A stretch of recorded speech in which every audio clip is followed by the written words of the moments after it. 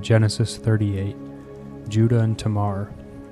At that time Judah left his brothers and settled near an Adullamite named Hira. There Judah saw the daughter of a Canaanite named Shua. He took her as a wife and slept with her. She conceived and gave birth to a son, and he named him She conceived again, gave birth to a son, and named him Onan. She gave birth to another son, and named him Shelah. It was at Shezib that she gave birth to him. Judah got a wife for his firstborn, and her name was Tamar.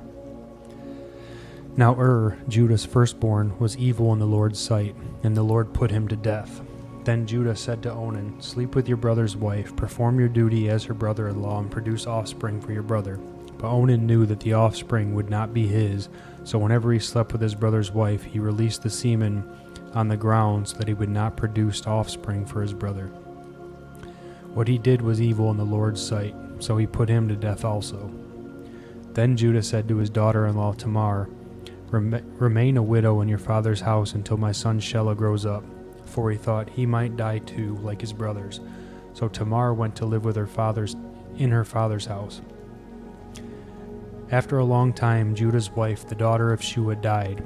When Judah had finished mourning, he and his friend Hira the Adullamite went up to Timnah to his sheep shearers. Tamar was told, "Your father-in-law is going up to Timnah to shear the sheep." So she took off her widow's clothes, veiled her face, covered herself, and sat at the entrance to Enaim, which is on the way to Timnah. For she saw that though Shelah had grown up, she had not been given to him as a wife. When Judah saw her, he thought she was a prostitute, for she had covered her face. He went over to her and said, "Come, let me sleep with you," for he did not know that she was his daughter-in-law. She said, "What will you give me for sleeping with you?"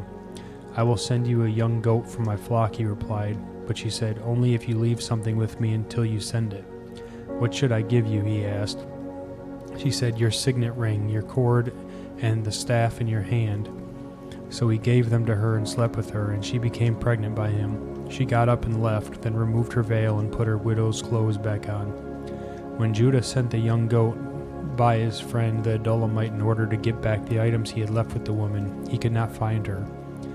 He asked the men of the place, "Where is the cult prostitute who was by the road in Enaim?" "There has been no cult prostitute here," they answered. So the Adullamite returned to Judah, saying, I couldn't find her, and besides, the men of the place say, there's been no cult prostitute here." Judah replied, "Let her keep the items for herself, otherwise we will become a laughing stock. After all, I did send this young goat, but you couldn't find her." About 3 months later, Judah was told, "Your daughter-in-law Tamar has been acting like a prostitute, and now she is pregnant." "Bring her out," Judah said, "and let her be burned to death." As she was being brought out, she sent her father-in-law this message, "I am pregnant by the man to whom these items belong." And she added, "Examine them, whose signet ring, cord, and staff these are."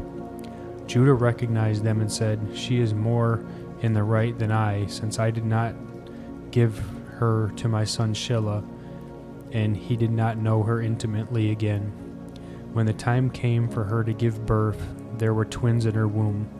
As she was giving birth, one of them put out his hand, and the midwife took it and tied a scarlet thread around it, announcing, "This one came out first." But then he pulled his hand back. Out came his brother, and she said, "What a breakout you have made for yourself." So he was named Perez. Then his brother, who had the scarlet thread tied to his hand, came out and was named Zerah.